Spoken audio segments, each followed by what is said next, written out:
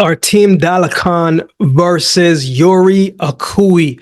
12 rounds in the flyweight division. This is a title fight, and it's on the undercard of Kenshiro versus Kenny Zales. Let's get into it. Let's start with the champ Dalakian. 22 wins, no losses, 15 wins by way of knockout. Since he won the WBA flyweight title back in 2018, this will be his, seventh title defense? Somewhere there. If my memory serves me correctly, it's either sixth or seventh. Correct me if you know. Now, Dalakian is 36 years old. That's the elephant in the room. We know, we aren't sure how fighters are going to age as they get older. Sometimes fighters get into the ring in their latter years in their 30s, and they kind of age over time. Will that be the case for Dalakian? I don't think so. Only time will tell when he gets into the fight. You know, he's been pretty active over the years, right? In 2018, he fought 3 times. And that's always interesting because as a champion, you don't often fight that many times in a year. Usually, you know, champions, very max, they're probably fighting 2 times out of the year. But that time he fought 3 times. Since that time, though, he's fought once per year. 2022, he didn't fight at all, right? And some of the stuff that I've read, he was helping the Ukraine raise money, raise funds for the country. Obviously, we know what was going on over there. So he was volunteering his services and he took that year off. It's very admirable, right? So very respectable as well, too. But at the same time, when he did come back into the ring last year, the inactivity, it showed. Dalakian, at his best, is a very skillful fighter. He's a good mix of boxing ability, and he's got good pop in his shots, right? He doesn't have that one-shot type of knockout type of power, but he's got that shot where he can back you up and make you think about how you're going to press forward towards him. He's an accurate puncher, a good body puncher, loves to slip in that uppercut. You have to watch for his overhand shots. He slips those in so subtly and so quickly. The hand speed is very good. He's a good, solid counter puncher as well, and he's tough. Right? He's more of a physical fighter than people think. I've seen him in fights where, you know, he had to put that physical body on a man, right? And back him up and really impose his will. He's a physical guy if the fight wants and intends to go there. He fights in small, explosive spurts. And he'll use his legs and his footwork to get out of the way to keep his distance. He's very well conditioned. He's a very reflective and twitchy fighter, right? In his most recent fight, he fought AkeemHaynes, who's got a strong right hand, and he's got power in his shots. He's also the younger man. AkeemHaynes brought the pressure early in the first round. He had Dalakian fighting off of the back foot. You got to see that was kind of the game plan of AkeemHaynes. I'm going to try to have you fighting off the back foot. The pressure is going to tie you out till eventually I'm going to land some shots that's going to wear you down. I'm going to land some shots that's going to make you stop moving and slow up. And that's when you slow up, I'll take the advantage of you. But here's the thing. Dalakian makes very good adjustments, and it's hard to slow down a guy who does not stop moving. He's the type of guy where if you let him stay comfortable, man, it's going to be hard to knock him off his groove. He's also not a fast starter, and Dalakian usually takes rounds to get going. He usually takes rounds for his body to warm up and the confidence to build, and he can get behind that jab, and he can target that body, target that head, he can counter puncher. It takes him time.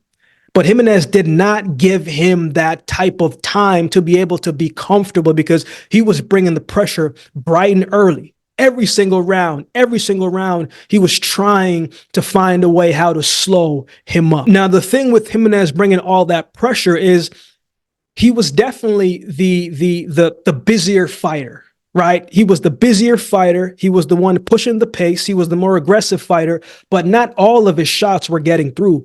Not all of his shots were particularly landing effectively. There were some shots where, you know, he was swinging, but Dalakian was very quick and he evaded some of those shots or took off some of the stings by what he was doing. So even though AkeemHaynes was the busier fighter, I thought Dalakian was landing the more cleaner shots. He was landing the more eye-catching shots. And the thing with Dalakian, man, is he's just so relaxed. He's a calm fighter. He doesn't show too much. He doesn't overcommit, right? He fights with his hands down sometimes, which is every trainer tells you not to do, but he just never really seems like he's ever in a rush or ever in trouble. Even when Jimenez was bringing the pressure and the aggression, he just kept moving, kept his focus. And he's got great ring IQ, great ring awareness, man. He always knows where he is inside of the ring. There's times where I'm like, man, if you take a step backwards, you're about to be on the ropes. And he'll take a step backwards and shuffle to the left and shuffle to the right. So he already anticipates what's behind him, where he's going to be, and where he's trying to get to. Great movement, great conditioning of Dalakian. I thought when he fought Jimenez's last fight, it was a close fight.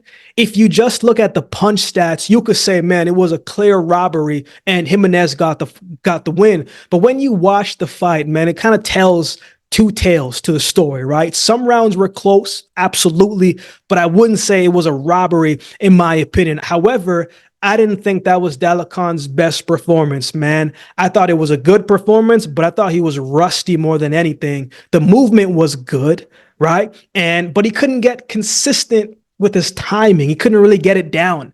He would be missing his right hand hooks. It just wasn't the sharp Dalakian that we were accustomed to seeing. But he needed to find a way how to get the win, obviously to defend his title. But I'm expecting a much better showing of Dalakian in this fight. He's already had a fight underneath his belt last year from taking that year off. So he seems like a guy who was always focused, who was dedicated to the craft.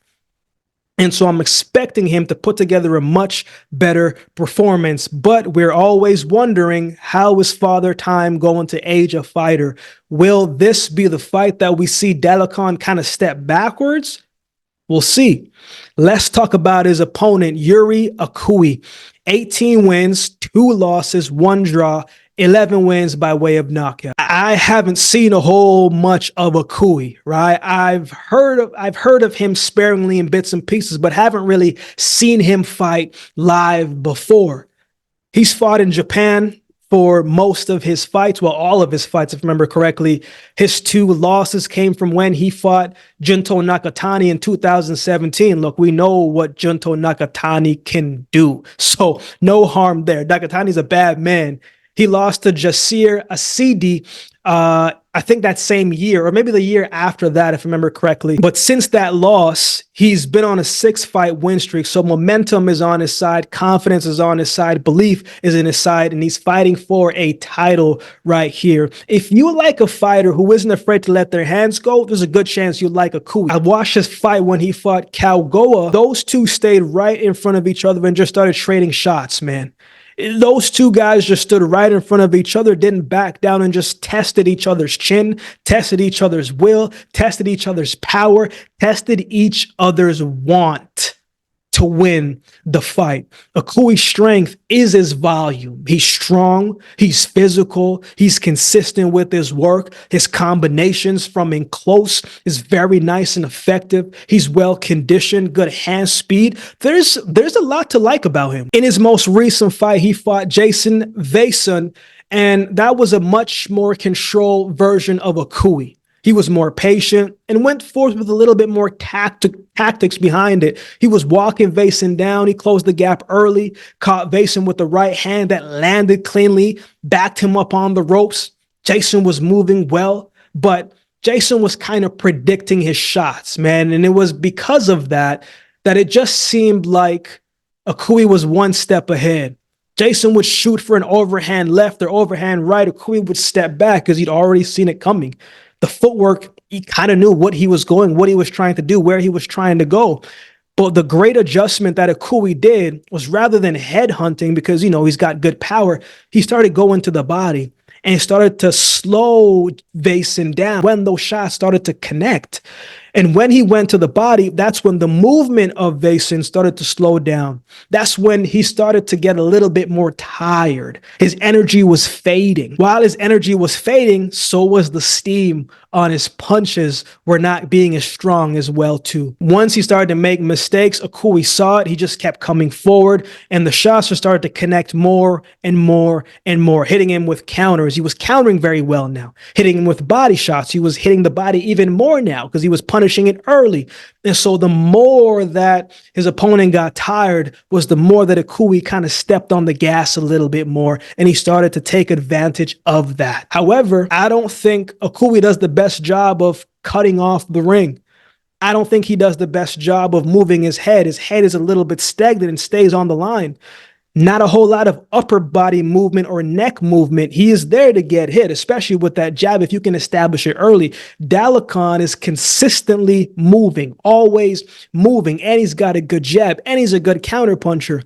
And he's hard to slow down if you can't cut off the ring. So if Akui can't cut off the ring, how is he going to catch Dalakian? What is he going to do? What adjustments is he going to make? The experience of Dalakian fighting in the pressure situations against guys who can punch. He's faced punchers before. He knows how to handle it. What is Akui going to do different in order to steal the momentum back in his favor and get the win against Dalakian? So who wins? I have to say, this is a fight that I think has upset potential on it. Akui is a solid fighter, man. Even with the losses, he still got the makings to give Dalakian a tough fight. From a stylistic standpoint, it makes it tough. We won't know if the age will be able to impact and have its way on Dalakian until we see him in the ring. But I know Dalakian is going to move. I know Dalakian is going to use his boxing skill and take what is given to him. And if you can't cut off the ring, he's going to keep going, keep moving, keep slipping, keep going left, keep going right. And he's going to fight a comfortable, safe fight. Because if you can't make him uncomfortable and Dalakian finds his groove, yeah, it's going to be a long boxing lesson for Akui. Because if Akui can't cut off the ring, he's going to be punching air. But he is at home. He's got the home field advantage and the hometown crowd. The hometown energy is going to be in his favor. While I think it has upset potential over it, I think Dalakian goes down to Japan and he goes and gets it done. I think Dalakian's boxing ability is going to be on display, and I think he's going to box his way to a decision victory. What are your thoughts on this fight? Who do you have winning this one? Let me know in the comment section below. If you'd like to support the channel, there's a couple ways you can do so. You can like, comment, share, and subscribe to the channel. If you'd like support by way of donation, you can find options in the description below. Also, my Cash App handle will be on screen as well. Any amount goes towards the growth of this channel. It will be greatly, greatly appreciated. Shout out to everybody that continues to like, comment, share, and subscribe to the channel, man. I appreciate each of you. Shout out to all the members holding down the membership section. I appreciate each of you as well.